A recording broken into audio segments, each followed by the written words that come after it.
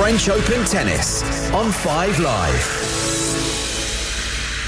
Welcome back to the Philippe Chatrier Court at Roland Garros in Paris from me, Russell Fuller. We are just minutes away from the start of the women's singles final at the French Open. We'll have our first race from Epsom on Derby Day with John Hunt in a couple of minutes. And don't forget, at 5 o'clock, it's England's first Nations League match in Budapest. John Murray and Matt Upson will have the commentary on Hungary against England from 5 o'clock. And the test match continues now on 5 Live Sports Extra. 10 minutes or so left of the lunch interval. England chasing 277 to win, are 31 for 1 at lunch with Alex Lees, the man out. The arrival of the balls. Always a very symbolic moment, isn't it, Greg, at Roland Garros? They make a big play of it. Well, they do, and the ball kids, they do a fantastic job. So it's quite a special moment to be able to carry the balls onto court. You know, they usually get a nice round of applause, and I remember once when I was doing the television for the event, they thought it was one of the players walking on and made a mistake. A particularly youthful-looking player, because they are proper ball boys and ball girls here, unlike we see at the US Open, where you get fully grown adults. Well, they do, and they're paid a wage at the US Open as well. That's why I get the fully grown adults as well. So we're waiting for the players. The line judges are in position as well. The umpire will be Damien Dumoussois, and all eyes are now on the big screen, and Coco Gauff and Iga Świątek, who will be appearing shortly. Gauff, as I said, is yet to drop a set in this French Open. She's had some tricky matches against the likes of Kaya Kanepi and Elise Mertens, their top 50 players. She beat Sloane Stephens, a Grand Slam champion, in the quarterfinals, and then Martina Trevisan comfortably 6-3, 6-1 in the semi-finals. Świątek has dropped a set, and it was one of the most spectacular sets of the championship so far. Zheng Xinwen, the 19-year-old Chinese, played a brilliantly aggressive first set and won it on a tiebreak. But after that, Świątek too has been flawless. Your Master of Ceremonies is Marc Murray. He is very shortly going to bring the players out on court for this 2022 women's singles final. The first voice you'll hear announced will be Coco Gauff's.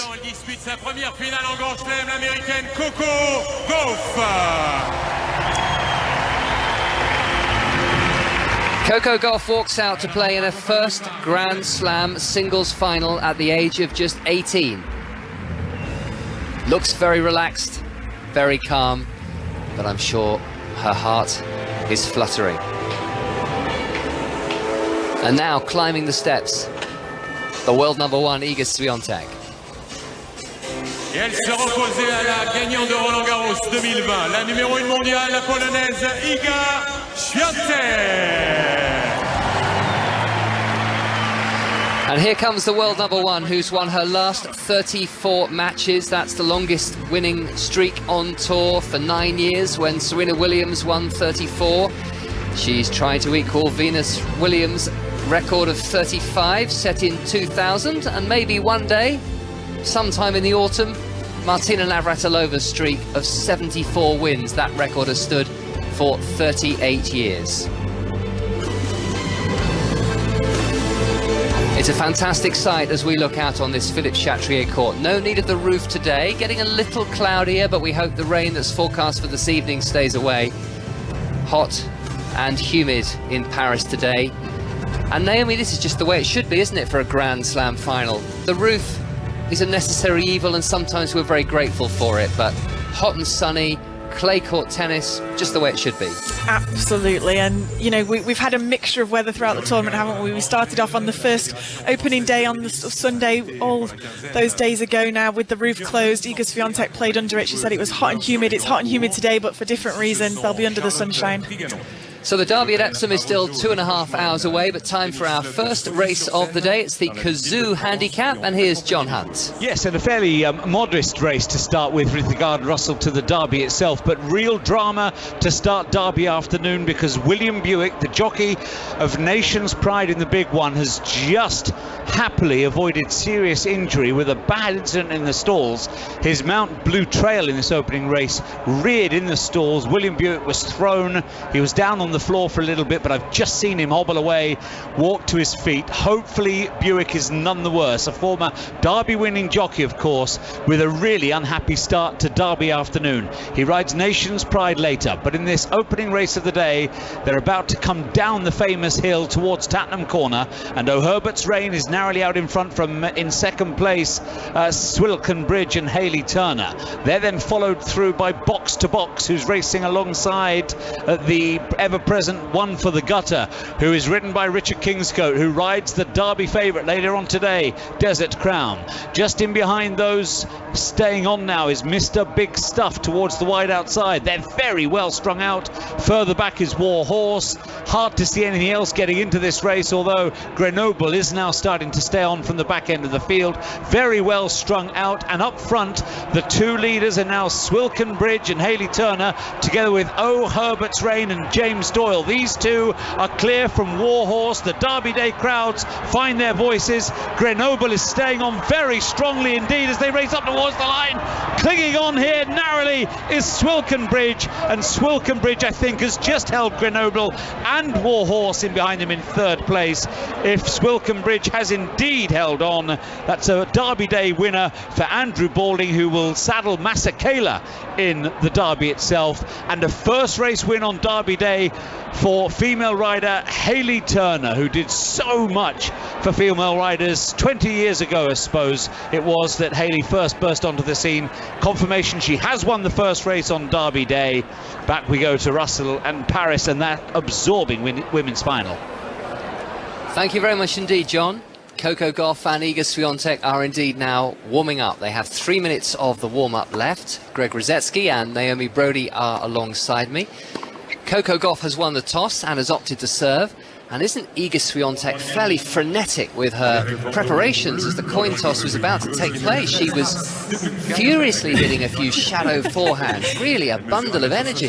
They both are. It's really funny to watch. It has to be the most energetic coin toss, I think, because both of them are at it. You've got Coco Gauff on one side, who's doing all these tuck jumps, kind of as high as the net. And then you've got Iga Świątek, who's doing all those super quick, fast feet, all those really fast shadow swings as well. They're almost trying to show off to each other who's got the most energy out there. Well, the other thing as well, I was waiting for them to sprint to the baseline. That was the only thing that was missing out there, but both are really up for it. And I love the way Coco Gauff chose to serve first. She was definitive in what she wanted to do, and having watched the warm-up so far, the forehand looks good, because that's the side that can be a little bit dodgy with Coco at times, but body language for her first Grand Slam final is very impressive from the youngster. So do you feel you can get a slight read on how a player's feeling from the way they hit the ball in the warm-up? Yes, you definitely can, and you can see that Iga is feeling it a little bit more there because of the expectation. And this opening service game, we're going to learn a lot more against Coco Gauff as well, because she says, I want to take the initiative, I want to hold my opening service game and always be ahead in the account. And so it's going to be a big opening game for the American. Iga Świątek has been here before, but it was in the middle of October 2020. She beat Sophia Kenin in the final, and there were about 1,000 people in the stand. So she too has never experienced anything quite like this. Well, yeah, it's true.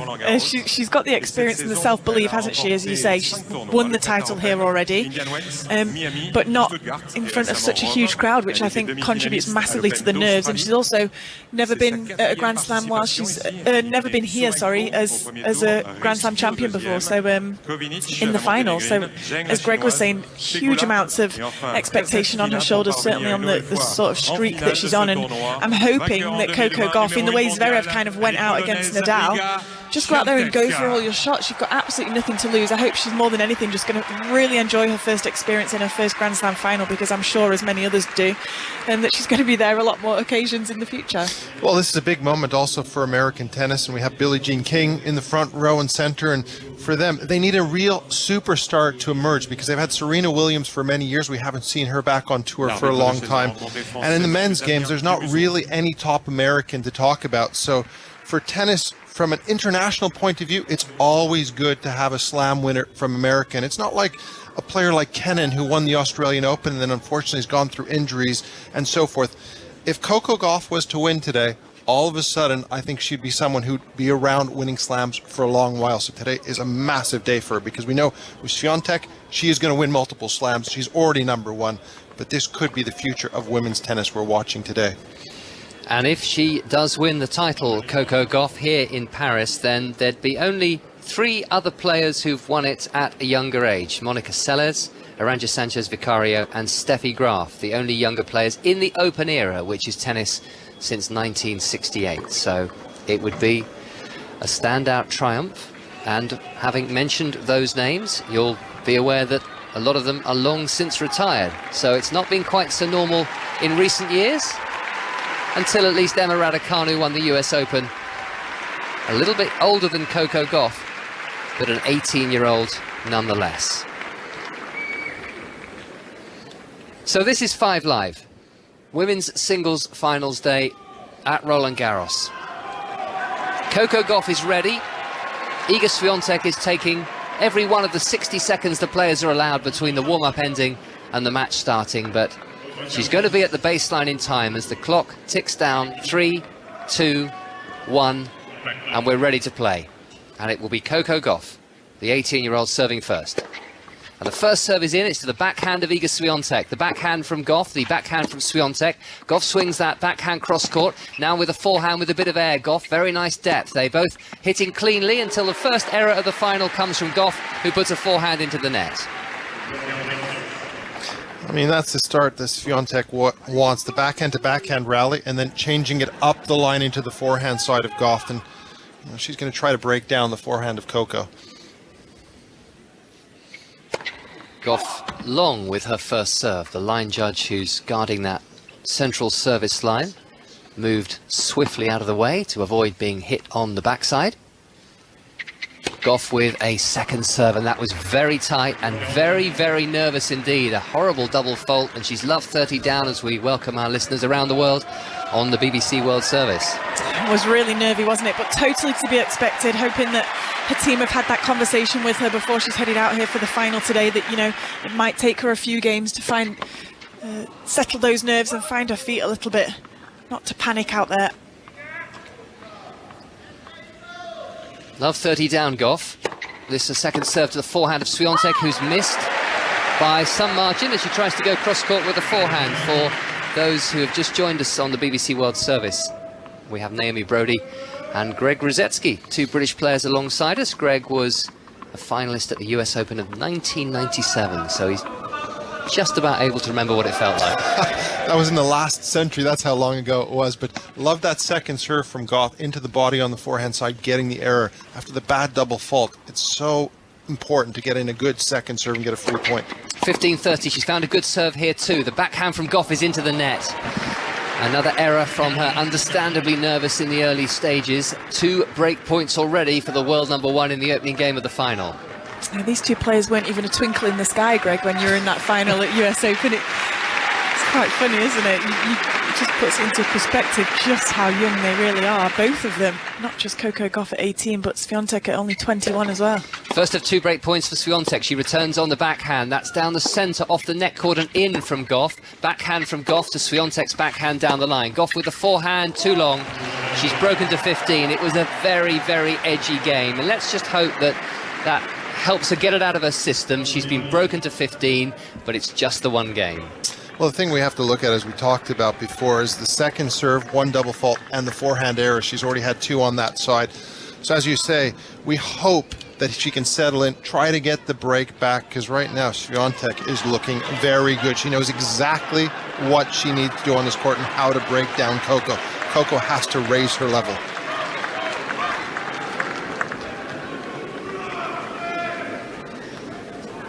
Just retying her shoelaces, Iga Świątek.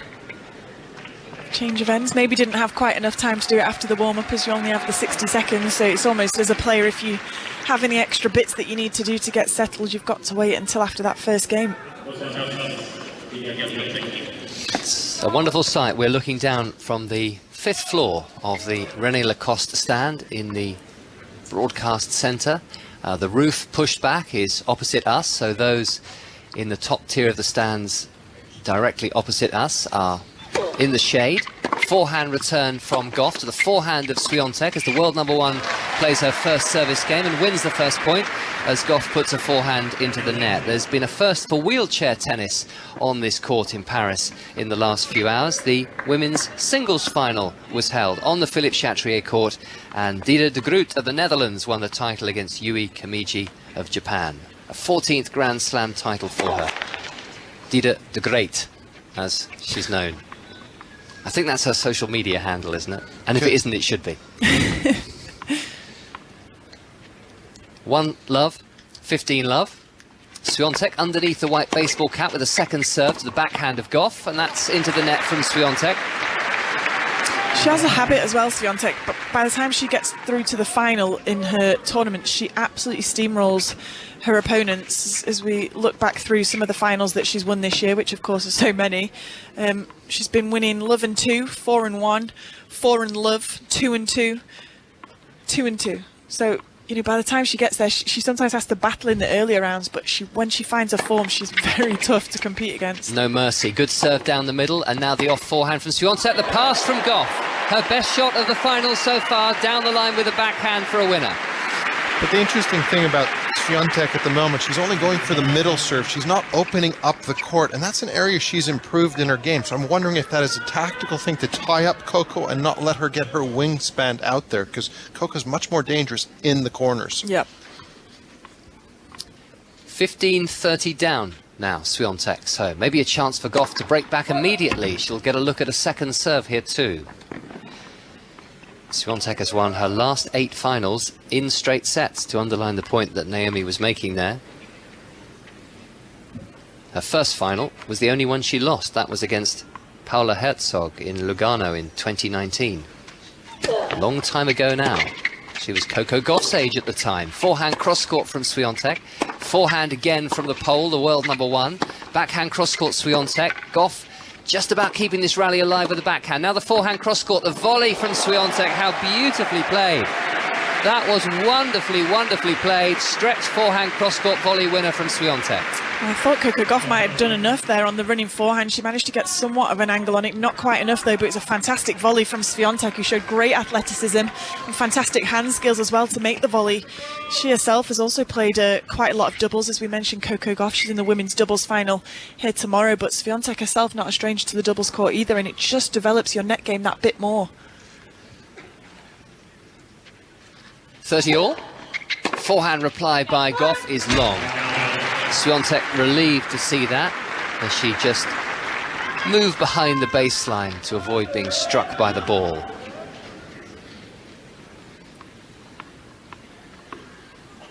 Świątek is wearing an outfit that is mint green on the front, more turquoise in colour at the back. White baseball cap too, hitting the forehand to Coco Gauff's forehand. Backhand from Gauff down the line. It's a lovely shot, and it's juice now on Świątek's serve. That's been a key shot for Coco throughout these championships, that backhand up the line, and you just watch her strike that back, and it's so natural. She flows beautifully through the ball. Well, there's a little hesitation when she hits the forehand side. I wish she could release on the forehand side like she does on the backhand side. If she's going to win today, she's got to be positive on the forehand side. She has Świątek at juice, but that's an ace from the Pole, who just celebrated her 21st birthday on Tuesday. It's quite surprising. Everybody seems to have their birthday during the French Open, seems to win it. Yeah. Rafa and Świątek. I mean, maybe I was born in the wrong month. That's why I didn't do well here. I've had the exact same thought cross my mind. Now we need to find out which month you were both born, and I know Greg is a September birthday, I think. Forehand winner from Świątek to close out the game and move 2-love in front. It was the Saturday of the US Open semi-finals, so that's why I did well there. I'm February, so I should technically have a good tennis birthday. Of course, you know, our tour runs January to December, so that's how you're split up into age groups. And of course, in juniors, it can make a big difference. You know, 12 months, you can have grown a lot, matured a lot, or stopped growing, you're able to put on more muscle. So if you're born in January or February, you technically should have a bit of an advantage in sports when you're younger, but seemingly a lot of the top tennis players tend to be born in April, May and June, I think. Really? Well, or the South Americans, all are born on January 1st sometimes. So you should have won a title in Dubai or Doha then, as they both take place in February. Yes. Forehand from Świątek, just long, really attacking that second serve. It's 2-love to the world number 1 in the first set of this final on 5 Live. You feel this is a key game for Coco. If she goes down the double break, you know, that's not the way you want to start. If she can just consolidate this game, she gets herself back in the match, because the last return game was pretty good. Backhand reply from Świątek. The backhand from Gauff is down the centre. Świątek's forehand cross-court. Gauff with a forehand cross-court. Świątek this time hits the baseline. Very, very powerful hitting. Gauff's taking a look at the mark. She realises it was good. She hit her forehand into the net. I actually have a Wimbledon birthday, for what little good it did me. My birthday's the men's final this year.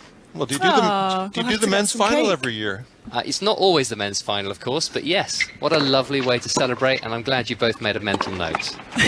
Into the net with the backhand goes Gauff. Is it chocolate or alcohol you prefer on the day? Maybe chocolate during the final and alcohol afterwards. It depends how long it is. Yeah, we might need a Pims mid-match. 15:30, Gauff serving. Backhand from Świątek. She's looking dangerous in the early stages of this French Open final. Forehand from Gauff. Świątek with the backhand down the line is a shot she can play wonderfully well too. And she has a couple more break points for a 3-love lead in the first set. I mean, this is absolutely ruthless from the world number 1. She is playing about as well as she could. And that stat you brought up about finals, it's looking a little frightening right now for the American.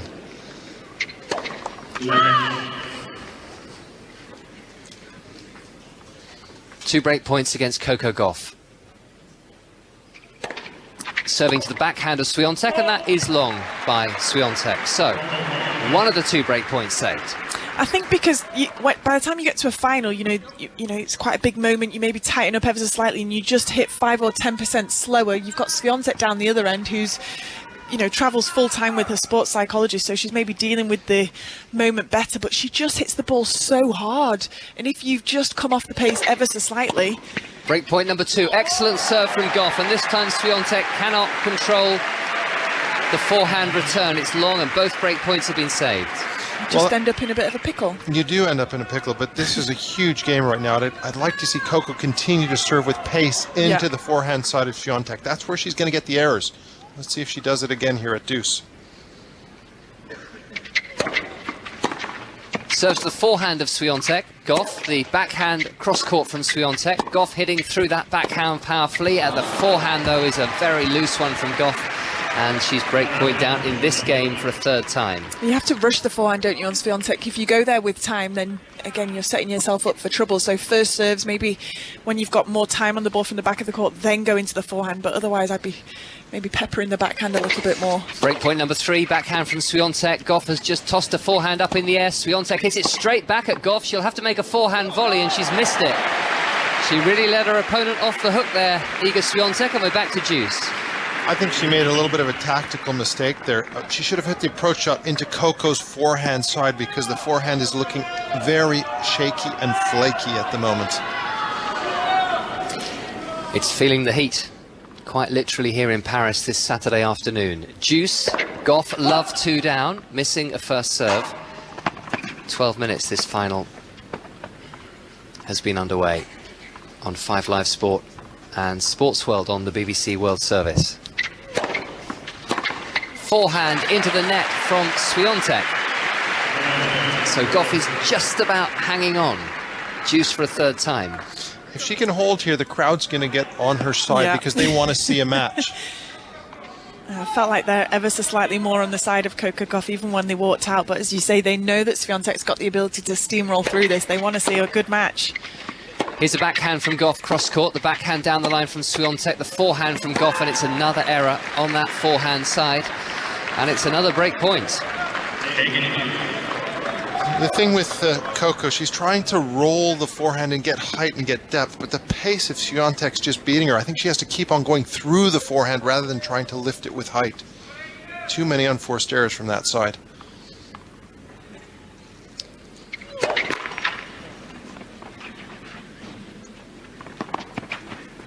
Coco Gauff serving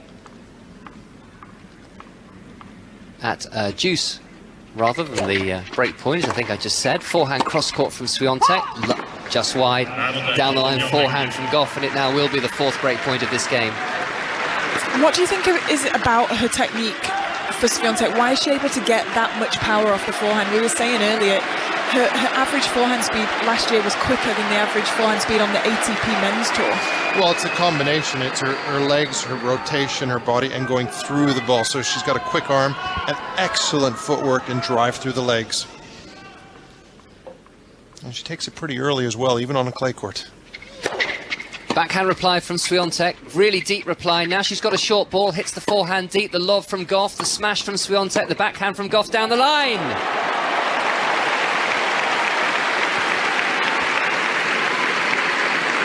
Choosing to go up again then on the forehand, wasn't she? That time Świątek approaching up to the forehand side instead of the backhand. She must have been able to hear Greg up here in the commentary box. But the only thing Coco can do with it again, it's go up, isn't it? She's more comfortable there. But if I was Świątek, I would have to do it to smash back to the forehand. Just keep peppering the forehand. Yeah. So 4 break points have been saved in this service game by Coco Gauff, who's missing with her first serve here. She's wearing a green and purple outfit, the headband in place as well as she hits her forehand sweetly down the line, Gauff. Now the off forehand, Świątek is ready for this, hits the backhand down the line and it's wide, under a little bit more pressure this time. On the forehand again, cross court from Gauff, and it's break point number 5. That was a fascinating point because Coco's first forehand was brilliant. Świątek just stood in her backhand corner knowing exactly where Gauff was going to hit the ball and then hit a good backhand up the line. She just knows all the patterns of play from Coco. 15 minutes played. Gauff along with the first serve. She's won both her previous finals, Coco Gauff, in Linz as a 15-year-old and then in Parma on the clay last spring. Forehand from Gauff cross court, that's hit much more cleanly. Forehand down the line again, a nice strike from Gauff, who's break point down. Her backhand is cross court to the Świątek backhand. Cross court wide with the forehand, Gauff though. And Świątek breaks again and leads by 3 games to love as we take you to Lords for the latest on England's run chase. Eleanor Oldroyd. They've lost their second wicket. They are 32 for 2 and Zach Crawley the man out. Kyle Jamieson taking his second wicket, the tall blonde fast bowler. Caught at third slip by Tim Southey, excellent catch from him. Ollie Pope is on 1. Joe Root, the ex-England captain, the new man out there. England need another 245 to win and they're 33 now for 2.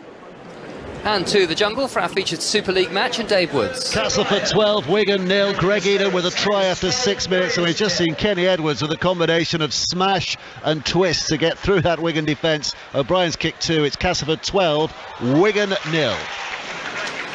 We're just doing a bit of celebrity spotting here in Paris. Robert Lewandowski is here. Did Jessica Pegula, who's in the doubles final with Coco Gauff tomorrow and was with us in the commentary box an hour or so ago, make it into the president's box? We think we might be able to see her very close to the front down there. I think she's in the players' box rather than the president's box. There she is. In the players' box of Coco Gauff, of course, because that will be her doubles partner in the women's doubles final tomorrow. And I think she made a really good point, Jessie, actually, when we spoke to her earlier about Coco, that it's actually been almost a nice distraction for Coco Gauff in the singles, getting through all the way to the final, but having on that day off the doubles match, you know, it keeps your brain occupied. You don't kind of get involved in the hype. You've not got too much time to overthink. Rather than just going out there and having a light hit, you've still got some intensity. And she's 18, of course she's got the energy to do both. I wish I was 18 again. And I've also seen Mary Pierce, the 2000 champion, here for France just a few minutes before we came on air with this final. That was a wild forehand from Gauff. I mean, also Anna Ivanovic, the former champion, is here as well. And you know, for Coco Gauff, she's got to tighten up that forehand. She's had 0 winners on that side with 8 unforced errors, and we're only in the 4th game. That's just way too many. 3 love, 15 love.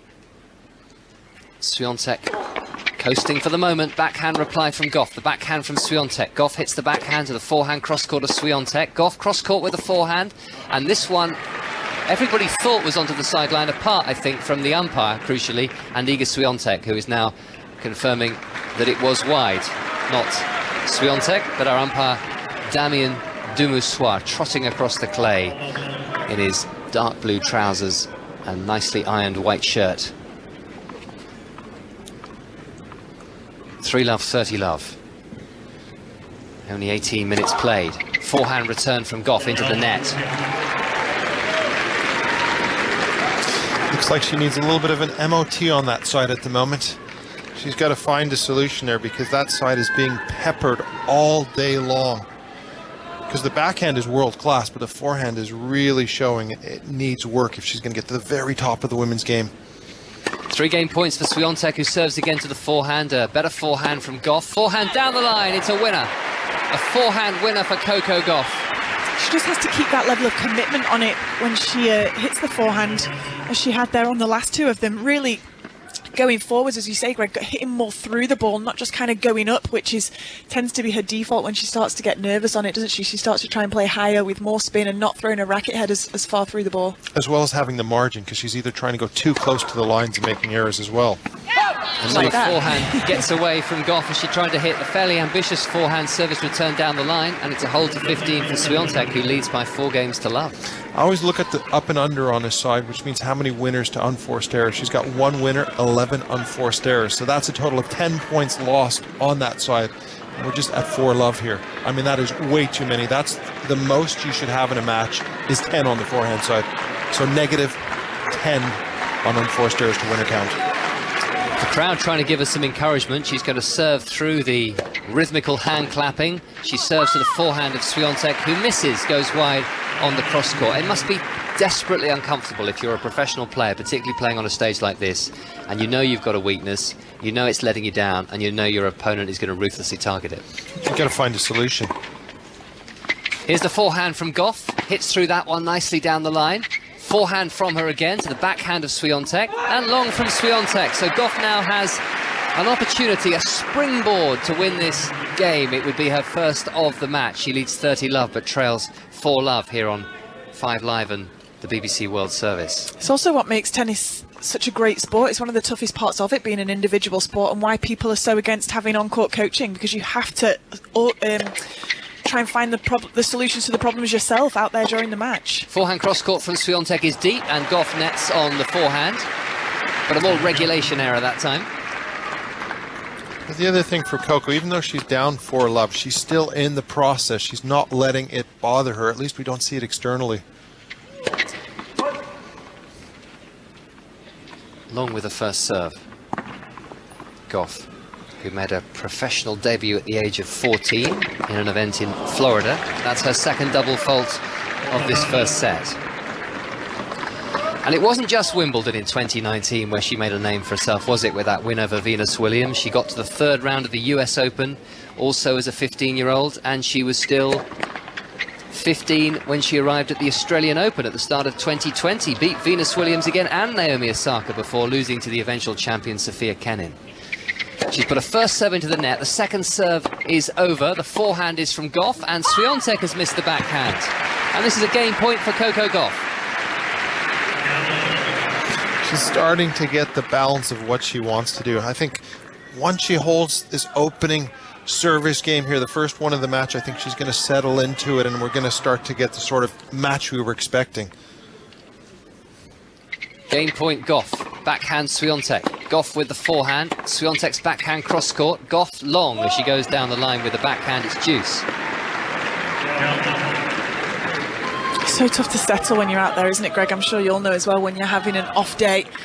I don't know, especially when nerves are getting the better of you, maybe because this is obviously a massive opportunity for a Grand Slam final, huge crowd. Backhand from Gauff, hit down the centre. Forehand now. Forehand from Świątek, little short. Backhand cross-court from Świątek onto Gauff's favoured backhand, just where she likes it. She strokes that backhand down the line for a winner. Well, the other thing is you look at the combination of 2 here. Swiatek is playing about as well as she possibly can, and Coco's just slightly off, but she seems to be getting her game into play, and I think if she can hold here, then it's going to get a little bit more interesting. Backhand reply from Świątek is long, and Gauff has her first game of the final. A hold of serve. Iga Świątek leads by 4 games to 1.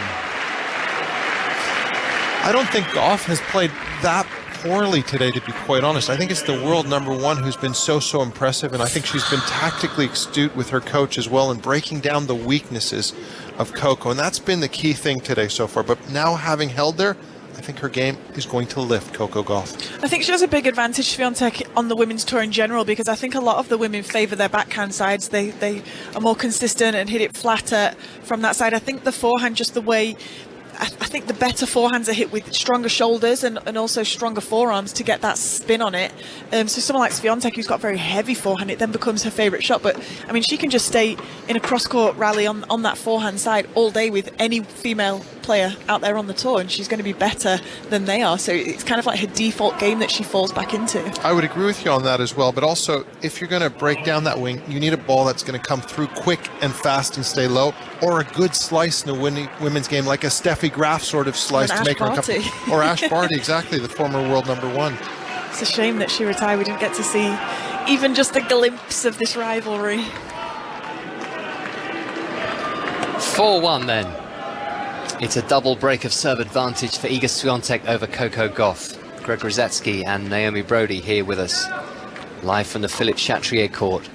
A little cloudy overhead, but it's a lovely temperature, fairly hot, very humid, as Świątek serves now to the forehand of Gauff. Down the line, Świątek, and just missing, going for that baseline and hitting it a little bit long. It's the first time really all fortnight that we've seen a few people fanning themselves in the stands. The Panama hats that we see regularly at Roland Garros are out in force with their Roland Garros branding around them.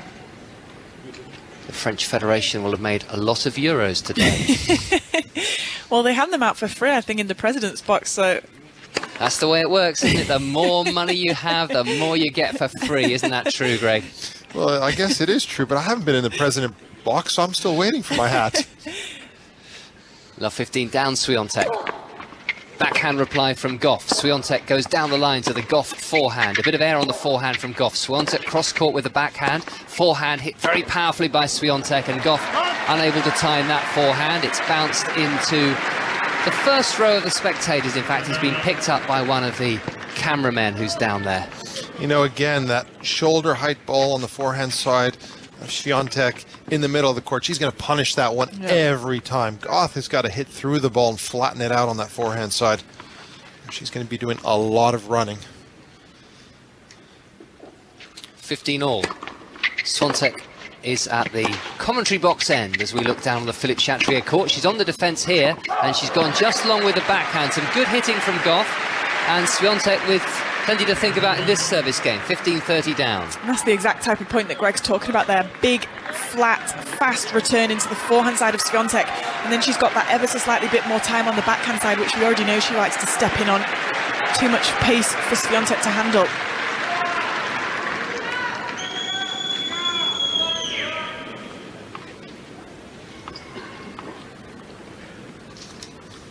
$15-30 down. Down the tee with a fabulous first serve, Świątek. I think that's an area we don't talk enough about the world number, and her serve in the past year has improved out of sight, especially the accuracy, you know, hitting it closer to the lines when she needs to, because that used to be a little bit of a weakness in her game, her serve. 30 all. Świątek serving to the forehand of Gauff. Forehand winner from Świątek. Crunch. Cross-court forehand from the baseline. One that is most definitely never coming back. Well, the return, if it's got any sort of shortness to it, it's being punished every single time.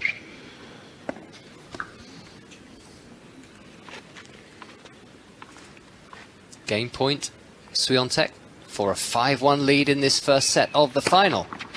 Down the tee, that is called wide from the lines lady just before our umpire, our French umpire Damien Dumoussois, intervened.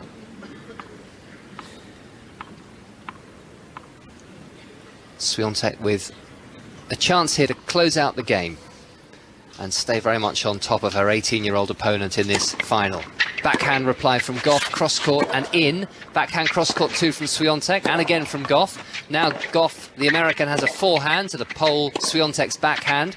Backhand cross-court from Świątek. Gauff with more power on that backhand. Now she's going to have to hit a forehand, Gauff. It's to the backhand of Świątek, who again targets the Gauff forehand. Down the line, forehand winner from Świątek. And we see her arm raised in triumph and in celebration. A spectacular shot, and she leads by 5 games to 1. You could see Coco Gauff, she did not want to give Świątek a forehand in that rally. She was just peppering the backhand side. Eventually she went cross-court on one forehand. It didn't have enough depth on it. Świątek stepping in, but I didn't even think she'd made it. Just clipping the back of the baseline as well as touching the sideline, right in the corner. Well, it's just that extreme grip she has on the forehand side, the semi-western. She just loops around it beautifully, so she gets so much power and rotation all at the same time. Coco Gauff is serving to stay in this first set. She is 1-5 down. Her backhand is to the forehand of Świątek. Backhand straight down the centre of this court by Gauff. The slice backhand drop shot which lands in mid-court by Świątek, and she's got another ball back in play, but Gauff has time to hit the backhand down the line.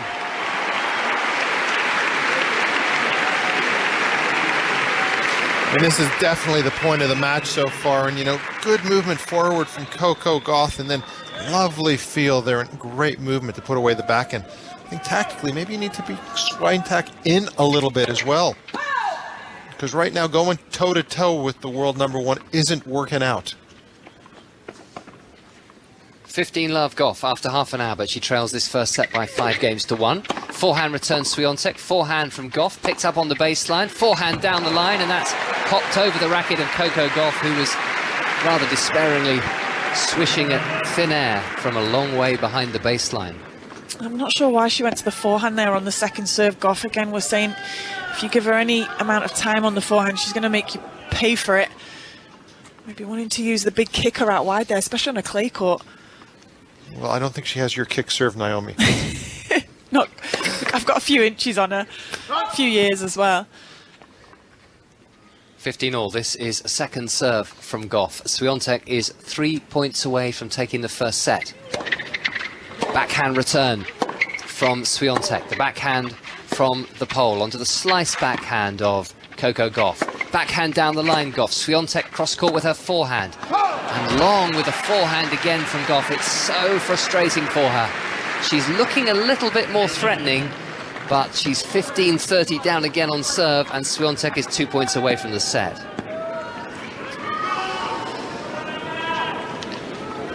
For those of you listening on 5 Live, we have the derby for you at 4:30 this afternoon here on BBC Sounds, and then it's England against Hungary in Budapest from 5. Backhand cross-court winner Świątek. Here are 2 set points.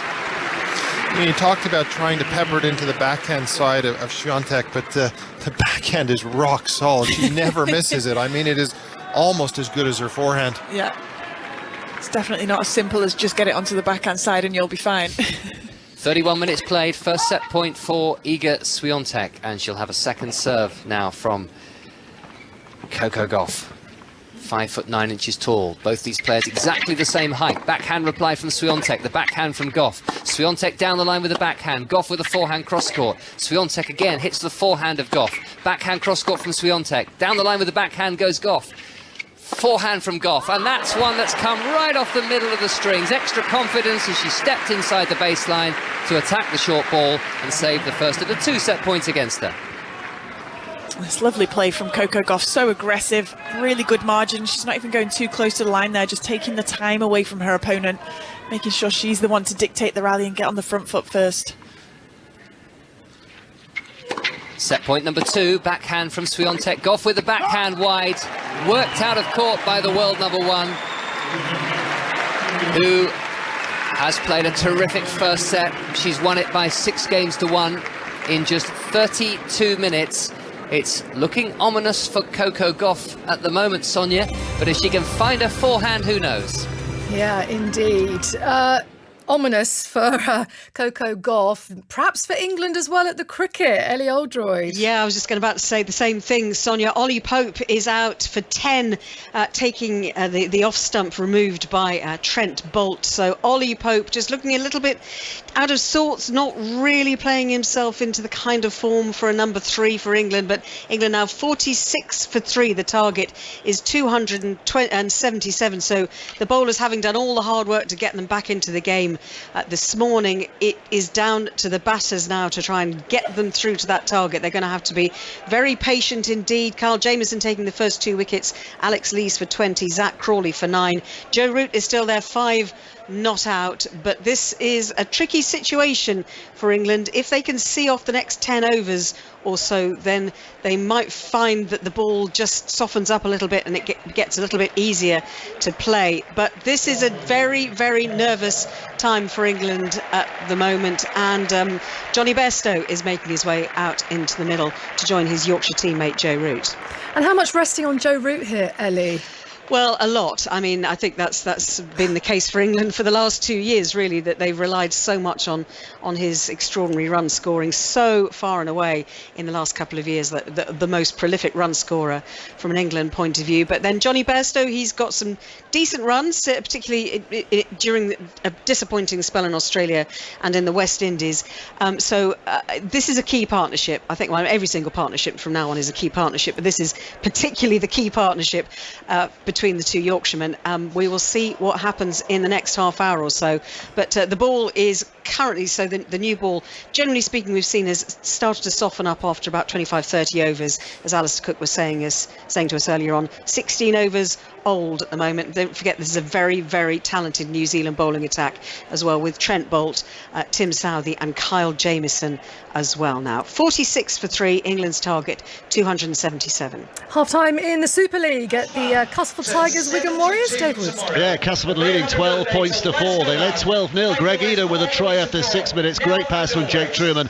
And Kenny Edward, who went bursting through, and fabulous footwork to finish in the 24th minute. Both goals scored by O'Brien, but then Cass had their centre Mahid Fanoa sin-binned, and with the extra man, Wigan found a scrum move. Liam Marshall on the end of it scoring, but it is Castleford 12, Wigan 4 at half-time. And we're going to go back to Paris for the second set in this French Open women's final. Iga Świątek taking the first 6-1. Our commentary comes from Naomi Cavaday, and I'm also hoping that Greg Rosetsky can explain what a semi-western grip is on a forehand. Thank you, Sonia. Over to you, Greg. Semi-western. Semi-western is when your hand is basically continental, is straight on with the wrist, and semi-western means you turn it the opposite way around, nearly half the knuckles, so your knuckles are facing the court. Very difficult to explain, easier to show with a racket in hand. And what's the benefit? What are the pros and cons of a semi-western grip? The benefit is up high and mid-height, you can get a lot of rotation on the ball, you can go through it, you get a lot more topspin, but if you get it low and quick, it's harder to handle that flatter, lower sliced ball.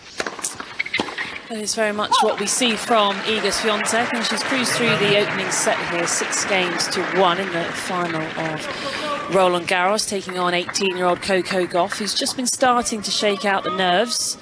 She's bouncing around now. It's the opening game of the second set, just 36 minutes played. It's 15-all on the Świątek serve. A little bit of shade now as the sun is behind some clouds. It's becoming more and more overcast. We didn't have a single cloud in the sky this morning. Still a very nice, warm and dry day. Second serve from Świątek to the backhand of Gauff, who then plays the forehand on the front foot, and she takes it on the inside out. Backhand cross court from Gauff. She gets down low, and it's Świątek that tries to come up with a big backhand winner and misses wide. And I've just noticed, guys, that the trophy is just sat, it's perched on top of the wall at the very back of the court, right in the middle. Yeah. I think that looks quite precarious. You could see a ball taking that out, couldn't you? If you serve tee hard enough, I mean, it'd be pretty tough because you can see the line judges are quite far below it. So I think it's higher than we realised. But yeah, you need like a John Isner serve. John Isner sort of, kick serve, okay. Maybe, yeah. All right, well.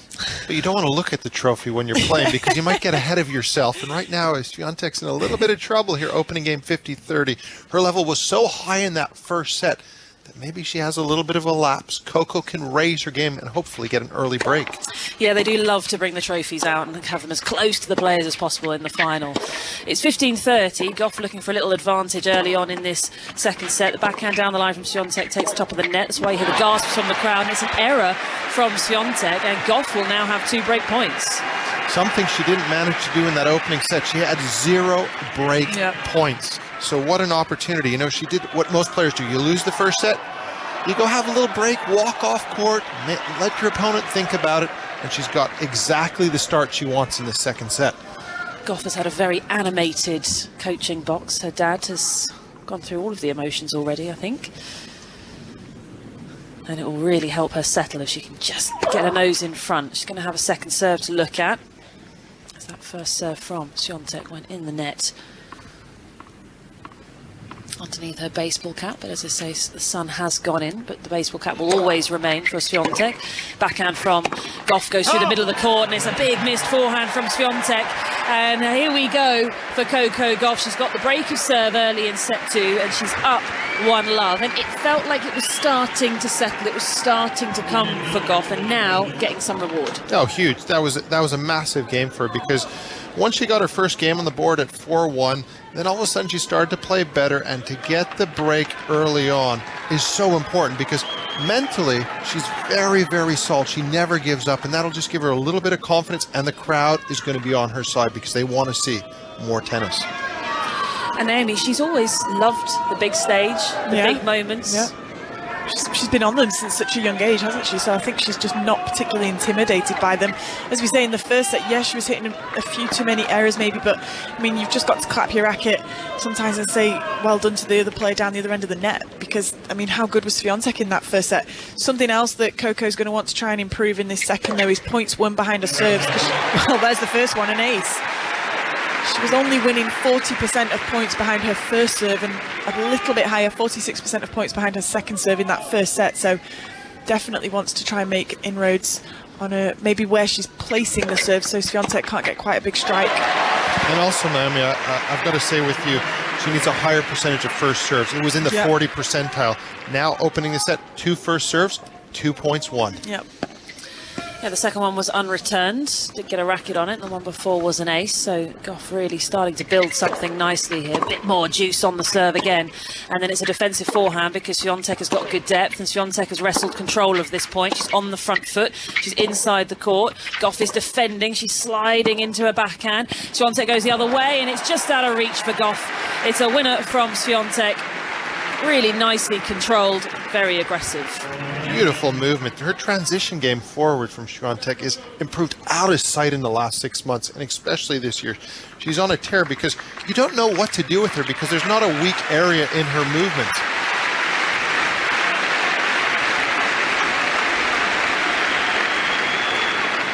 Crowd starting to really get into this one. French crowd always like to play their part, say I was there, I was part of the match. It's a backhand into the net from Świątek. She's got her positioning all wrong, and then she just sort of slaps her hand to her thigh as if to say, what was that? And I think Coco's only allowed Świątek to play about 2 forehands so far in this second set. So in that bathroom break that she took, she's just obviously taking the time to reset and rethink the tactics of what she wanted to come out here and implement, and wasn't able to do in that first set. So 40-15, Gauff serving. Serves to the backhand of Świątek, who then has to play a deep forehand.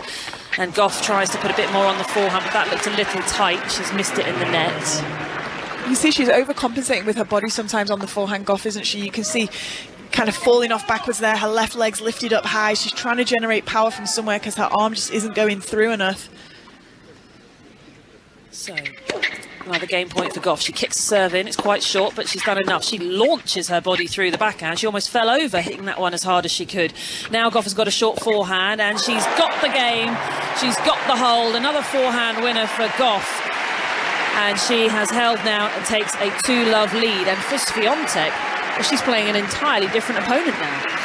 Well, she is, and also the change of strategy was the key point which Naomi was referring to. Also, the service percentage hasn't missed a first serve, which allows her to get on the front foot when she's serving, something she didn't do in that second set. And also just reining in her margins, getting her control, getting her power into play. So excellent first 2 games of the second set from the American.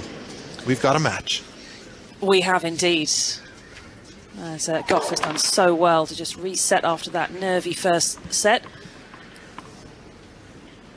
So it's 2-love Gauff, and it's Świątek serving, just taking her time now before her second serve. Has a good long look at where Gauff is, and Gauff is a couple of metres behind the baseline to return a backhand. She goes high with a forehand, a little bit of a mishit from Gauff, and Świątek is going to punish her for that one.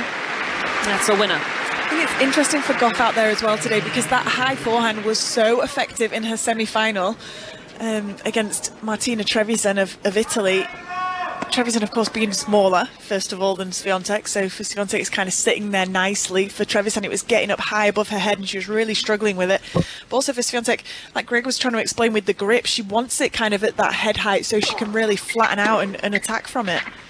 Backhand from Świątek, she's really going for it. Doesn't necessarily have raw pace, but she takes it early, and she's got so much racket head speed. There's 2 winners in a row for the pole. Well, the other thing is with Coco, she likes that high ball because it buys her time to get into the point again, because her movement is exceptional, but she hasn't played a player with the power that Świątek has who can hit through her on this surface. Greg Rosetsky and Naomi Brodie alongside me, Naomi Cavaday, here on 5 Live Sport. Women's French Open final between Iga Świątek and Coco Gauff. A one-sided first set that Świątek, the world #1, took 6-1. Coco Gauff now has the advantage in set 2. Up a break at 2-love. It's 30-love on the Świątek serve, and she's taking longer and longer between her first and second as she goes to the forehand from Gauff, who really gets a good hit on it. And now she plays a drop shot, and it's superb. Świątek was nowhere near that one. A delicate play from Gauff, and just showing that she's a little bit calmer now. I mean, that's absolutely brilliant from the American, because we talked about bringing Świątek forward on your terms. First drop shot of the day, and I hope she uses it more often. So a lot of new elements for Świątek to be dealing with now. A confident player, more aggressive player, more consistent, and now drop shots. It's all changed for set number 2. 30-15, Świątek serves to the forehand. That was down the tee, and it's a defensive backhand from Gauff, which is so good. The counter punch was deep, but then the follow-up forehand just goes a little long. She got a bit too much height on it. It's 40-15. 45 minutes on the clock. Feels like Gauff is really matching Świątek for energy now. Footwork around the court. Here is Świątek, world #1, looking to get a game on the board here in set number 2. Serves out wide to the forehand from Gauff, and then plays a lovely forehand into space. Such an effortless combination. Serve out wide, forehand winner, fist pump to the camp.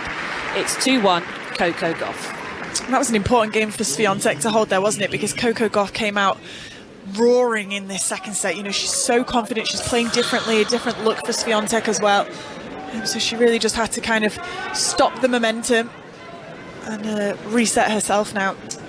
Well, the other thing is, if you're only down 1 break in a set, it's quite easy to get it back, especially on a clay court, because you have more time returning and getting into it. And she knows that Coco's not going to be able to keep up the 100% first serve record throughout this second set, so she's going to get some chances to get back into it. She's just got a bit of a reputation, Świątek. We've seen it a lot through this tournament and actually we saw it in the first set, some really tight games, some good play from Gauff, but Świątek just not allowing her opponents to get those games on the board and actually get any sort of reward for their hard work. And I think it was Kasatkina, she only won 3 games, but she played really well. She's a great clay courter, and it felt so much closer than the score. Well, it does, but also you got to look at Kasatkina. The second serve was just absolutely punished from Świątek. She was standing inside the baseline, just rocking it, and with her weight of shot, when she gets on the front foot, you're going to lose a lot of points. Is the roof closing? Are my eyes deceiving me, or does the roof look like it's halfway across the court right now? It is halfway across the court. It's not closing. They pulled it over when it was sunny at the beginning of the match, just to make sure that Billie Jean King and the rest of the president's box were not sitting in the sun. But right now, it seems as if half of the court would be playing under the roof and half of the court will be playing without the roof. So the lights are on now. It's definitely just got darker. That's kind of why I originally looked up to the sky to see if it was maybe going to get a sprinkle of rain. Yeah, I wonder if they would retract it, because at first with bright sunshine they were just trying to protect the president's box a little bit, and then now it's quite overcast. It does feel dark, and they've just turned the floodlights on and it's really brightened up the court. Made a big difference. I think Świątek asked for that at the changeover to Demi Swaz, the chair umpire. Usually when you're world number one, if you ask for something, you usually get it. She's also wearing a baseball cap, so it's not going to help. But as you say, you earn the right for a request here or there when you're world number one. And turning the lights on, it's not too much to ask. It shouldn't be that dark. It's only 4 p.m. Forehand from Świątek now at 2-1 down. But Gauff is serving, and Gauff just misses the reactive forehand under time pressure in the net. She's got to keep with the tactic of first serves, and that's the first second serve she's hit this set, and she's just been punished. Take a little off the first and make sure you get it in. Serve just a little long.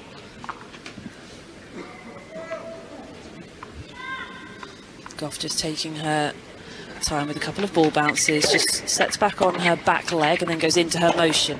Big forehand to the backhand of Świątek, who's on the slides. Another drop shot. Oh, but she tried to make it very good and it wasn't quite enough. I think she could see Świątek was already charging forwards. She'd had the grip change early. She'd kind of sent the signal to her opponent which shot she was going to play, and having to almost overplay it, as you say. Świątek just holding her hand up here. She wants a few extra seconds to set before Coco Gauff serves. Not really within the rules, but... So it's love 30. Świątek looking for a break back. It's a big backhand from Gauff and a roar towards her camp. I wonder if Świątek's just feeling a bit rushed by Coco Gauff out here right now, because you're supposed to play to the players, the server's tempo, aren't you? And she's just there keeping her hand up as she turns her back to the court, does her strings. Well, that first serve was pretty wild there, nearly at the baseline. But you are supposed to play at the server's pace, but Coco likes to play a little too quickly sometimes. Yeah. It's a double fault from Gauff. And they haven't been out of control, but they have come at slightly unfortunate times.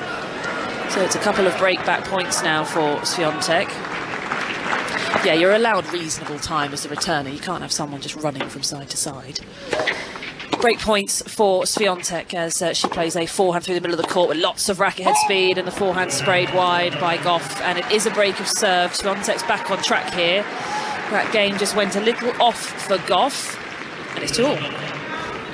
She's gone away from her tactics, though. You know, the first serve has really hurt her in that game, because I think Świątek has the best second return in the women's game. The way she can take it on and just create offense straight away on that return, and that's something Gauff can't afford to do, because then the forehand gets broken down even more.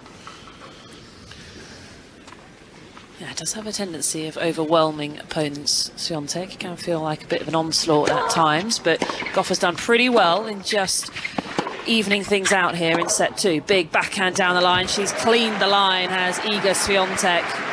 A huge shot and a fist pump high above her head. Seems like she's seeing it like a beach volleyball at the moment, Świątek. I mean, she is just painting these lines here. That was a sensational backhand up the line. That's as good as it gets. Such a bold choice off of that shot. Really went for it. 15 love. Świątek at 2-all in the second set. Won the first 6-1 over Coco Gauff, who's defending a forehand and just can't cope with that pace. She was beaten for pace. It's the crack that comes off the forehand, isn't it, when Świątek connects with it? I mean, she takes the ball so early anyway, so she's taking her opponent's time away in that sense. But then, again, the speed in which she hits the ball, just incredible. 30 love. Świątek upping her level here, seeing as Gauff has upped hers, and Gauff misses a forehand into the net, and she doesn't quite smack her head with her hand, Gauff. She sort of patted her head as if to say, come on, could do better than that. Well, she knows where it's coming every time. Every big point's gone into the forehand side with the first serve. So she's got to sit on that return a little bit more, start making some of those ones. So, 40 love, Świątek. Looking to go on a nice run of a couple of games, get things back on track. Big forehand from Świątek. It's beautifully done. It's got shape, it's got spin, it's got pace, it's got it all, and Świątek is up 3-2 here in set 2. And Ellie, what's happening at the cricket? Well, England have had a good little spell here. 69 for 3. We saw 3 successive boundaries in an over off Trent Boult by Johnny Bairstow, and Joe Root has just pulled Kyle Jamieson for 4 as well. So 69 for 3. The target is 277, having bowled New Zealand out for 285 in the morning session. Thanks, Ellie, and that is all on Sports Extra for you. We'll keep you up to date with everything happening here across all the sport on 5 Live. And from our team here at Roland Garros on court, Philippe Chatrier. It does feel a little bit dark. The floodlights are on now, but Naomi Brodie, Iga Świątek, looking pretty good now at a set 3-2. She absolutely is. After steamrolling her opponent in the first set, which we see her do so many times in finals now, Coco Gauff came right back at her early in this second, but Świątek's now had to raise a level. She's managed to do that, and now it's the turn of Coco Gauff to try and react and find something else, dig deeper. It's the final of a Grand Slam. You've got to leave absolutely everything out there. And as Greg Rosetsky was just saying as well, she needs to find some more first serves in this game right here, Coco Gauff. Key moments for the American. This is where Świątek has a habit of just stretching away. So a big service game for the 18-year-old, and she misses the forehand in the net behind the serve. She just can't afford those sorts of errors.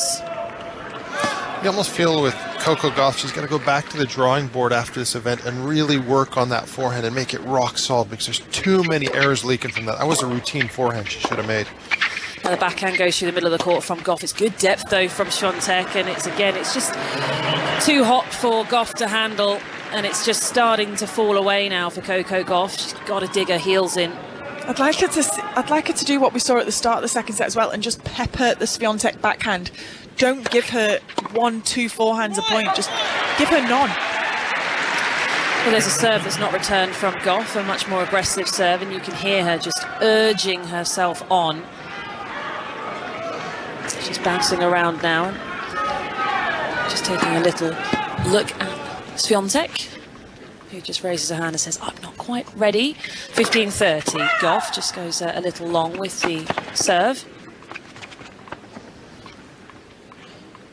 Second serve now from Gauff, and Świątek shuffles her feet, comes in and takes it early and fires it away for a winner and says, that's not good enough. I'm going to hit a winner off it every time, and she does so once again. The problem you have when you're playing Świątek is the forehand, yes, is stronger, but the backhand's almost as good, especially on that return as serve. There really is no weaknesses in the world '1's game. Well, she looks every inch a world #1, and just a few games away now from a second Roland Garros title. 6-1, 3-2, she leads Coco Gauff. She's got 2 break points here to extend that lead. Has a second serve to have a look at. Takes it early and fires a backhand. It's a defensive shot from Gauff, but surely this is going to go away from Świątek. It's a short ball. She's gone right back to Gauff, who's reacted to the forehand, but oh, she's just pushed it long. It is a break of serve, and Coco Gauff now is trailing in this second set. It is a set 4-2 to the world #1, Iga Świątek, and we will just check in with Eleanor Aldroyd because there's been a wicket at the cricket. Yeah, Johnny Bairstow's entertaining but short innings is over. Bowled by Kyle Jamieson for 16, England 69 for 4. 277 is the target, and New Zealand re-exerting their authority on this game. 69 for 4, England. Thanks very much, Ellie. Again, can keep up to date with all of that over on Sports Extra. Here on 5 Live, Iga Świątek up at 4-2 in the second set. It's a very good return though from Gauff, who's really just throwing everything she's got into this rally, and it's enough. She forces an error from Świątek and has got love 15. 2 best forehands of the match. She really went through that return beautifully, and then again through that forehand. She's got to keep doing that to have any shot of getting back into this match. Do you think it's more of a mental approach to her forehand rather than a technical change that she needs? Because as we say, when she really commits to the shot, it's perfectly fine, isn't it? It's a great forehand. It's all about mindset and belief. She's a little bit uncomfortable with that shot when it really gets pressured. And boy, has Świątek really pressured that side today. You know, if there are any cracks, Świątek is going to find them.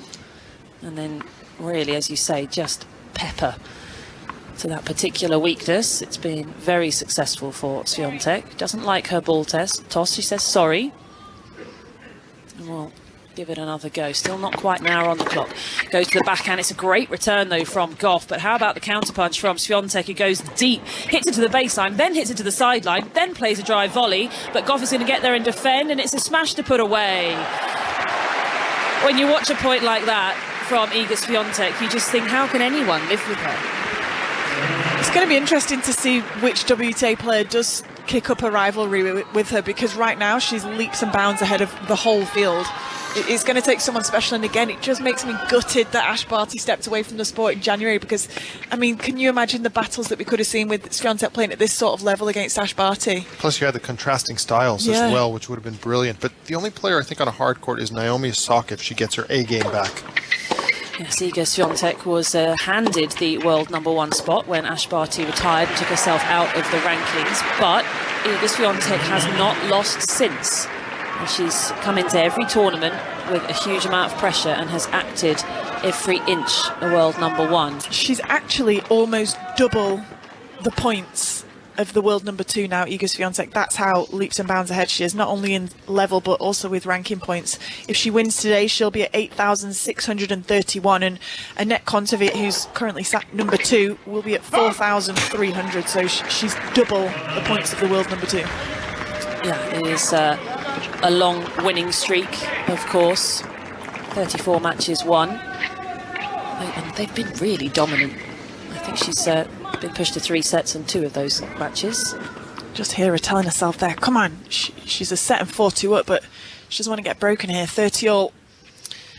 Yeah, 30 all now as Gauff goes with the forehand through the middle of the court, slides into a backhand slice, which gets down low, and she was a little vulnerable there, Świątek, because it was a tough ball to pick up. Gauff went for the pass but missed.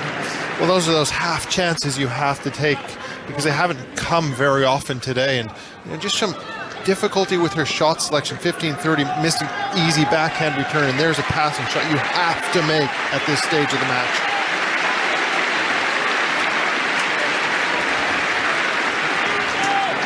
So, cheers from the crowd. And Świątek just taking her time, holds her racket right in front of her face before she goes into a service motion. Backhand down the line, oh, it's just unreal from the world #1. There's nothing that Gauff could have done about that. She returned very well, but it was a winner from Świątek, and she is now really stretching away up a set and 5-2. And we are just going to check in with the Rugby Union and Chris Jones. Well, Northampton need to win to secure their playoff spot. They've made a great start here. They've scored the game's first try. Neat footwork from hooker Sam Matavesi going over. Dan Bigger with a penalty as well. Newcastle pressing, but Saints have an 8-0 lead with needing to win to secure their playoff spot.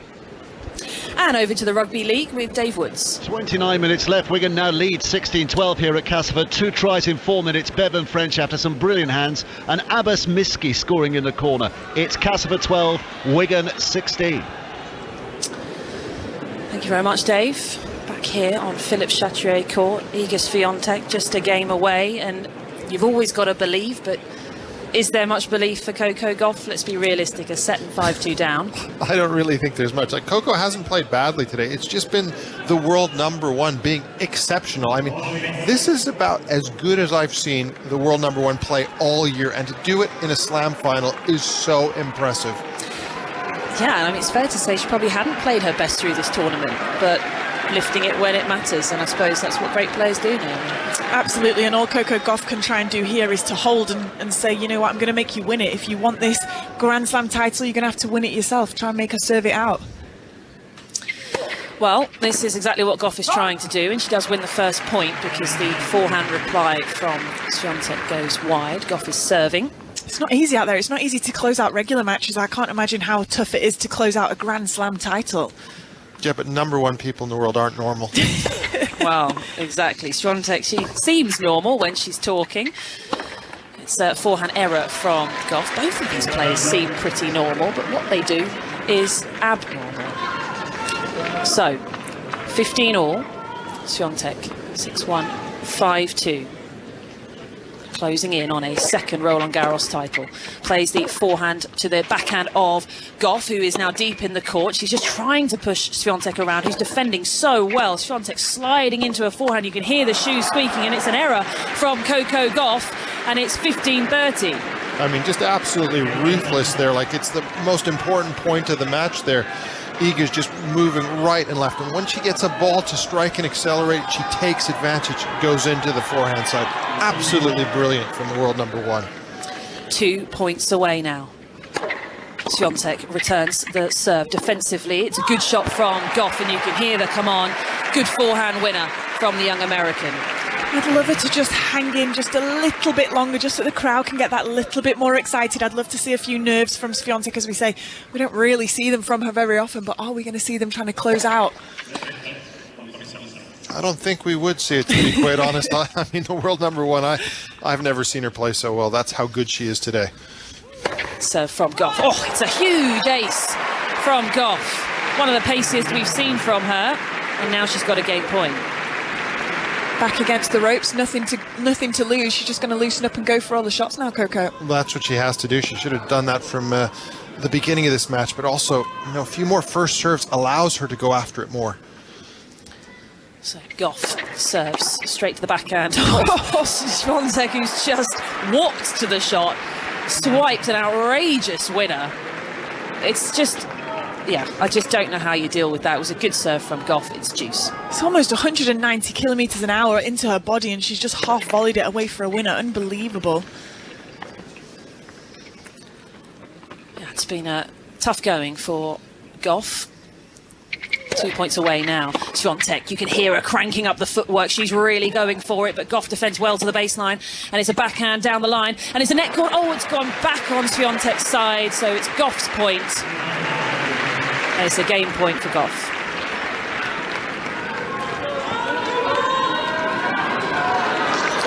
Lots of cries of come on Iga, some Polish flags flapping. I have to wait just a little longer, even though it's starting to feel like there is only one outcome of this match. Gauff trying to make it as tight as possible. Serve to the backhand, and the backhand is missed from Świątek, so Gauff has done very well. She's done her job. She's going to ask Świątek to serve it out, and surely, even Iga Świątek, it's going to be tough to serve it out for a Grand Slam title. I think it's tough to serve it out, but she's done it before. Obviously, she's going to have to deal with the crowd because they want Coco to get back in this match, but I think the mindset is so good. She knows how to handle these big situations. Going for her 6th title in a row. Last player to do that was Justine Henin, a 3-time Roland Garros champion. Quite extraordinary what Świątek has been able to achieve. So here she is, serving for a second Roland Garros title. First serve goes in the net. That's a slow first serve, 145 kilometres an hour. Maybe we are seeing a bit of nerves here. That arm might just be feeling a little bit heavy. Gets a bit better on the second serve, a bit more on it, and she goes big with the backhand cross court. Gauff's defending but can't find the court. So she's won the first point. She just skips on her feet, keeps the energy high. You know, Greg, I love the drama. I live for the drama. That's what I want to see. I want to see Świątek get tight out here. So do I. I want to see more of this tennis because it's been a high-quality match, but I just have to go with the experience. She just is so composed. I mean, she's one of the few players who travels with a full-time sports psychologist, and she knows how to handle these key moments. She has done for years. It's 15-love on this Świątek serve. 3 points away here from a victory. And getting her hands on that Roland Garros title, that trophy that is just behind her once again. Backhand from Świątek to the backhand of Gauff, and this time her backhand goes a little wider. Gauff matching her for pace though as she slides into a forehand. Oh, finds a lovely forehand winner. Fist pump to her camp. She liked that one, Gauff. She's just got to stay within touching distance of Świątek in this game. Just give her enough to think about. Let her know that you're not going away, and it was going to go wide, that forehand actually from Gauff as we watch it on the replay. She got so much spin on it though. Dragged it back in right at the last second. 15 all. Świątek's been taking plenty of time before her serve through this set. Goes into her slow wind up. She's missed another serve. So it'll be a second serve for Gauff to have a look at. Gauff with her braids all the way down her back is 2 meters behind the baseline. So Świątek serves to the backhand of Gauff. It's a very good return from Gauff, but they're just playing baseline to baseline. And now the forehand from Gauff has dropped a little bit short, and it's Świątek who's attacking. Gauff's in trouble here, and she can't quite defend that forehand. It's just the ground strokes, the pace. Also, the way she takes the ball so early, and she can change defense into offense so quickly, Świątek. You know, the first serve has let her down this game, but there's just no fragility on those ground strokes. She's relentless from the baseline, isn't she? She's like a machine. Yeah. I think the first serve being a slight letdown in this game, as you say, I think that's just down to nerves, but from the back of the court, she's just too good. I think a lot of players have said too good to Świątek over the past few months. It's a missed return from Coco Gauff, and it means that Świątek is now just 1 point away from a second Roland Garros title. She's world #1. She turned 21 years old just a few days ago. And she looks up to the sky, takes a deep breath, and prepares to serve. Match point, Iga Świątek, championship point, as the return from Gauff goes long. And Iga Świątek falls to her knees as she has won a second Roland Garros title. All the pressure, all the expectation, a packed crowd, and she has proven that she is the best in the world. Her winning streak continues. Iga Świątek. She doesn't know which way to go, what to do with herself. She is the champion here at Roland Garros for the second time. She has beaten Coco Gauff, who put in a very strong performance, but how about that from Iga Świątek? The amount of pressure on the world #1 coming into this event, and we're just seeing pictures of Coco Gauff who's crying. She wanted it so badly.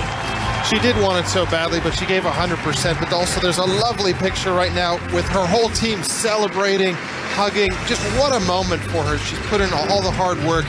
She deserves to be a 2-time Roland Garros champion, and what a moment. That's her 6th title in a row.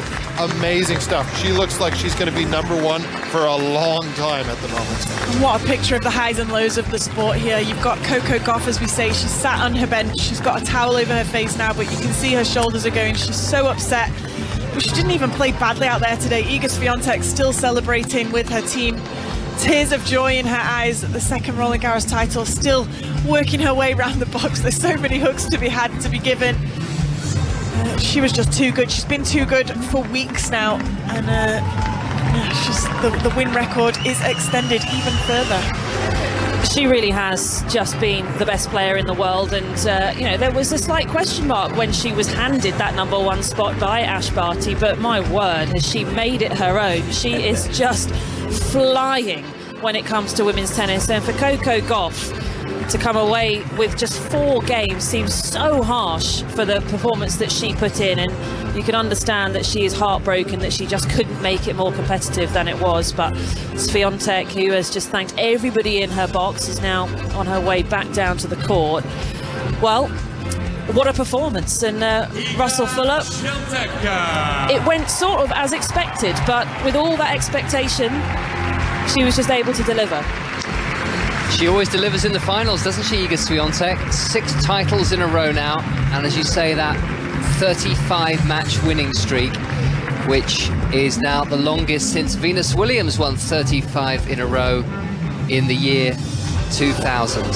Phenomenal effort, and she also becomes the youngest multiple Grand Slam winner on the women's tour since Maria Sharapova, at the age of 19, won her 2nd Grand Slam at the US Open of 2006. We'll have some more thoughts from Greg Rosetsky and Naomi Brody in just a moment. We'll also have the presentation for you before too long. But now let's get a result from the latest race at Epsom, the Kazoo Diomed Stakes. John Hunt. And we've just enjoyed your two-time French Open champion, Russell. I'm looking at the face of a two-time Derby winner at the moment, 51-year-old Frankie Dettori, who has just won the most recent race on Derby Day, the Diomed Stakes. A masterful ride aboard Magellan for John and Thady Gosden. Earlier today, Bashkirova won the Princess Elizabeth Stakes for Tom Markin. Tom had rides outsider Sonny Liston in the Derby at 4:30. And the news from earlier, Russell, William Buick, of course, was unseated in the very first race of the day. He received a blow to the face from his horse's head. The horse threw right back in his face. He was checked over by the doctors, did a concussion test, etc., etc. And I'm pleased to say William Buick is fit to ride Nation's Pride in the Derby in just over an hour's time. Good news, thank you, John. They're underway at Franklin's Gardens in the Rugby Union Premiership. Chris Jones. And Northampton are strolling into the playoffs. Russell, they need to win to get their top 4 spot. They've scored 3 tries already. Sam Matavesi's got his second peeling away from a rolling. More to go with an Alex Cole's try from a Rory Hutchinson's break. Dan Bigger lining up the conversion. Has he kicked it? Yes, he has. So Northampton lead by 22 points to nil with 60 minutes left in this first half. Gloucester, who can pip Northampton to the top 4, they're 7-0 up against Saracens, but it means nothing if the Saints win here, and they are marching towards the playoffs. Northampton, they lead Newcastle 22-0. And a try two at the Jungle in our Super League match. Dave Woods. Yeah, 16 minutes left to play. Castleford 12, Wigan 26. Wigan have turned this right around. They were 12-0 down at one stage, but 4 second-half tries. The most recent, Liam Marshall with his second of the game, and Jake Bibby has just scored as well. Wigan dominating after being under the cosh. Castleford 12, Wigan 26. And to Lords. 3-day test match, Eleanor Oldroyd? It could well be. If it is a 3-day test match, Russell, you'd suspect that will be a New Zealand win. England 74 for 4. Fought their way back into it this morning with the ball, but the batting is letting them down a bit at the moment. Had a good start. Alex Lees made 20. They put on 31 for the first wicket, but then a bit of a collapse. Crawley out for 9, Pope for 10, Bairstow for 16. Now we've got the former England captain Joe Root and the current England captain Ben Stokes out in the middle. Root's on 15. Stokes yet to get off the mark. England need 277 to win. They're 74 for 4. 3:25, 5 Live, BBC Sounds, the Derby to come at 4:30, and then it's Hungary against England, England's first Nations League match in Budapest, with John Murray and Matt Upson to come from 5 o'clock UK time. Here we're wondering whether the presentation is going to be concluded, or rather the roof closed before the rain starts to fall. It's got darker and darker over the last hour. The roof is closing and the presentation will take place under the roof in a few minutes. Iga Świątek is the champion again for a second time at Roland Garros, a second Grand Slam title. She's beaten Coco Gauff 6-1, 6-3. She's written "Thank you to my team" on the lens after victory. At 5 Live Sport, if you want to get in touch with us, Farai says, "I think the nerves got to Coco Gauff. She's played way better than this in previous rounds." And Joe Gibney says, "Struggling to think of any sports person winning 35 matches in a row in such high company." And Daria Saville, who was Daria Gavrilova before she got married, says, "Wow, what a number one we have. Congratulations, Iga Świątek." So Greg and Naomi, there were clearly nerves there, weren't there, for Coco Gauff in the first set. She made a lot of errors in that first set before improving. I suppose comes with the territory. If you're going to be talented enough to reach a Grand Slam final at the age of 18, then actually the experience may not be particularly pleasant. Well, it wasn't pleasant for her because you saw at the end of the match she was crying. She was very disappointed about that, Coco, but I think she acquitted herself very well. There's just a few areas in her game which, because of the firepower of Iga, she can take advantage of. You know, she broke down the forehand. The second serve at times is a little dodgy because you're playing the best return of serve player on the planet in the women's game, and all those little aspects she needs to improve if she's going to be world number one. And the world number one at the moment is absolutely brilliant. What a player she is. What an amazing run, and having done so too while becoming the world number one. It's almost like a monarch suddenly finding out they are king or queen of their country because maybe their father or mother has passed away suddenly. It was a really big deal for her, wasn't it, Naomi? She said she was in tears when she found out. It was like, oh my goodness me, this falls to me. I'm going to have to carry the mantle of being the world number one now, and I'm only 20 years of age. It happened so abruptly as well, didn't it? No one saw it coming from Ash Barty. She just won the Australian Open and decided to step away from the sport while she was completely at the top. And as you say, it then has kind of a trickle-down effect for everybody else, doesn't it? Iga Świątek being the one who, as you say, the position then fell to. I mean, she could have reacted completely differently, couldn't she? She could have said, you know, maybe I don't really deserve to be world number one, and being unsure and insecure of her position there. But my goodness, I mean, look at the run she's been on ever since. Way to assert yourself, and, you know, stop any questions about whether you deserve to be there or not. Just incredible. But she's distanced herself from the pack. I mean, 35 match wins in a row, 6 tournaments in a row. On top of that, nobody's even getting close to her. She lost a set here in one of her matches, 7-6, then won 11-2. I mean, she is just a dominant force. The movement, the strike of the ball is as good as it gets. It's going to take a heck of an effort to beat her on any surface at the moment. That's how well she's playing. Iga Świątek has had a hug from Robert Lewandowski over the last few minutes. She was the runner-up in the Polish Sports Personality of the Year in 2020 when she won Roland Garros. And she said that normally I don't like... to him? Yes. Normally I don't like finishing second, but on this occasion I really don't mind at all. I have a feeling she's going to win it this year. And how many slams is she going to win? I mean, when we're talking, and Pam Shriver said she's going to be up there with Martina and Chrissy, you know, and Steffi. From today's performance, if she can continue on this tear, there's no reason why she can't be in double digits. Well, two's a good start, and she's just turned 21 years of age. Seront remis par le président de la Fédération française de tennis, Monsieur Gilles Moreton, accompagné de celui qui fut numéro 1 mondial. 7 victoires en Grand Chelem, dont 3 ici à Roland-Garros, Monsieur Mats Wilander. So Mats Wilander, 3 times a French Open champion, 7 Grand Slams in total, is walking onto the court along with the president of the French Tennis Federation, Gilles Moreton, and they will climb this gently sloping walkway which takes you up to the top of the stage where the trophy will be presented.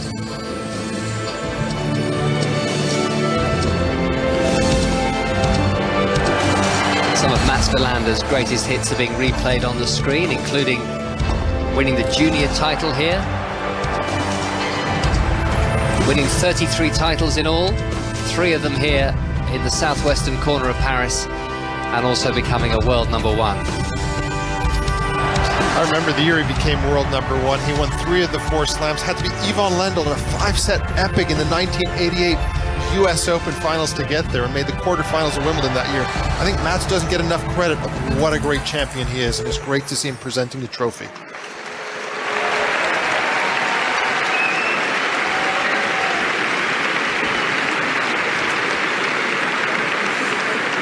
Nous allons saluer l'arbitre de la rencontre, Monsieur Damien Dumusois.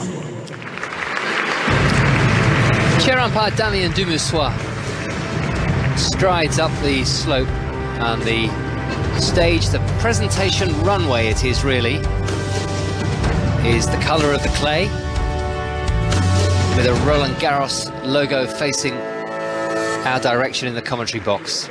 A silver plate for Monsieur Dumusois. Finaliste du simple dame à Roland Garros 2022 pour sa première finale. Elle n'a que 18 ans, Coco Gauff, États-Unis.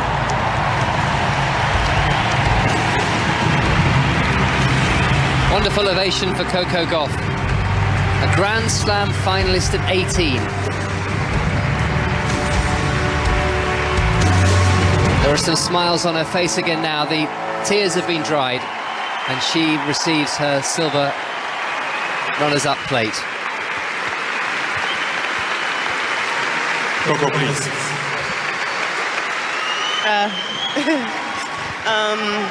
Okay, this is the first time for me, so let's try to get through this. First, I'm going to congratulate Iga. I mean, what you've done on tour the past couple months have truly been amazing, and you totally deserve it. And hopefully we can play each other in more finals, and maybe I can get a win on you one of these days.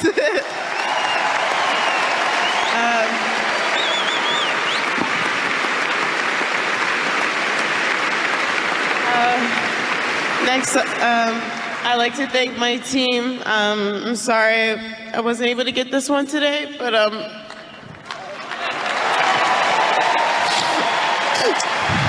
A little emotional now as she thinks about thank you guys, the one that just got away. For always supporting me, and hopefully this is the first final of many, and I really appreciate you guys a lot. You guys helped me so much throughout this year. And next, I would like to thank the tournament director over there, and all of the staff and the ball kids and the photographers. You guys got some good pictures of me. And most importantly, thank you guys. You guys supported me even when I was down. There's a translation of this speech on the big screen for those French people here who even when I was don't follow every word points, she's saying. You guys were still cheering me on, and that means a lot. So truly, thank you, and yeah, now thanks. I don't know where to go. There will, I'm sure, be many more Grand Slam final speeches from Coco Gauff, and next time she'll very much be hoping to be the second one to speak. Vainqueur du simple dame Roland-Garros 2022. Elle obtient son deuxième titre à Roland-Garros, le deuxième en Grand Chelem, Iga Świątek, Pologne. And the second French Open title, the second Grand Slam title, is celebrated in front of a crowd. Only 1,000 people here when she beat Sofia Kenin in the autumn of 2020. And now Iga Świątek gets her hands on the Coupe Suzanne Lenglen for a second time with a capacity crowd cheering her achievement. She holds the cup aloft. The undisputed champion of the women's game. A runaway world #1. And just 4 days after celebrating her 21st birthday, she can now call herself a two-time French Open champion. And she'll head to the grass defending a 35-match winning streak.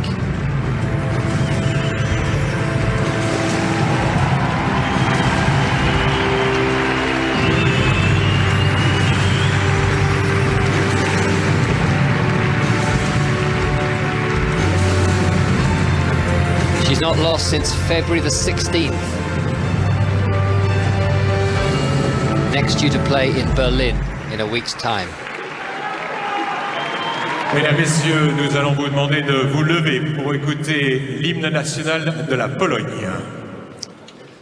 Time for the Polish national anthem.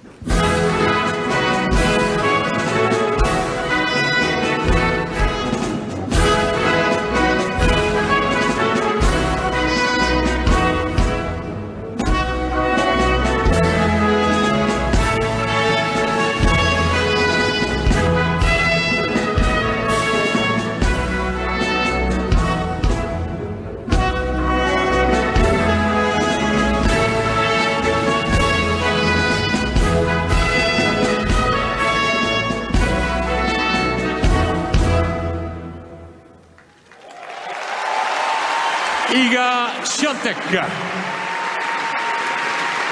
Tears for the champion now too, as well as the runner-up, as she hears the Polish anthem ringing out around the Philippe Chatrier court. The roof is virtually fully closed now. Iga, please. I just told Coco, don't cry, and what am I doing right now?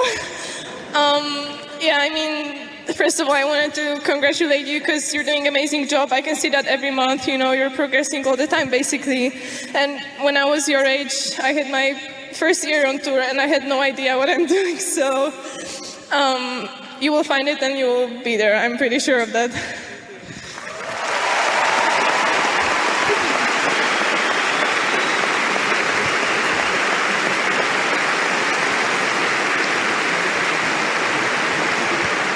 I want to thank my team, you guys. I mean, oh my God, without you I wouldn't be there, I'm sure of that.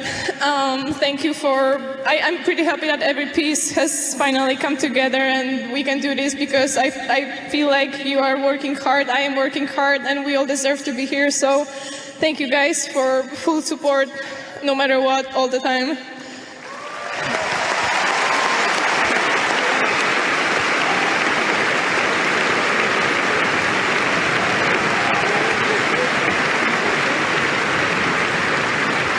Also, to my dad, you know, I wouldn't be in the world without him, so I gotta thank him for everything. my sister who's at home, and every person who's in this box and who's working really hard to get me here. Thank you all.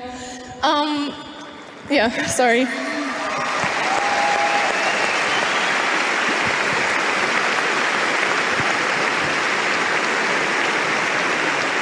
You know, 2 years ago, winning this title was something amazing. Honestly, I wouldn't expect it ever, but this time I feel like I worked hard and did everything, to get here, even though it was pretty tough.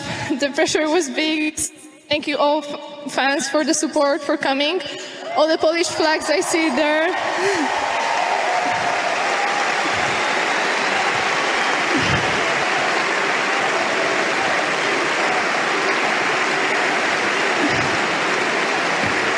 It's good to have you and good to lean on you on my toughest moments. So thank you. Thank you, tournament director and FFT, for making this tournament possible. It's always great atmosphere here, and honestly, really, I have extra motivation every time I'm coming. Oh my God, sorry, I'm hearing myself. Every time I'm coming here. So yeah, I love to be back, and thank you to my sponsors. Oh my God.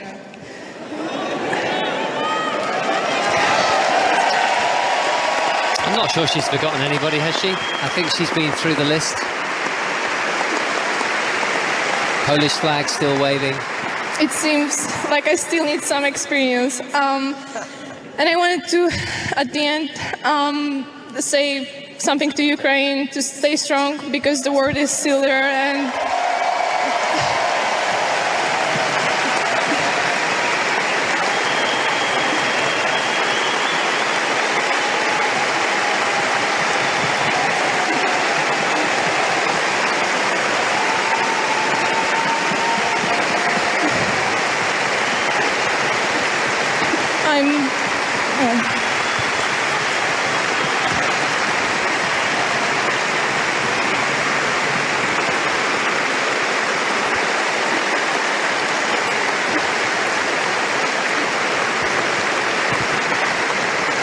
since my first speech in Doha, basically, I was hoping that when I'm going to do the next one, the situation is going to get better, but I'm still going to, have hopes and try to support. So thank you guys, and see you next year. Great job.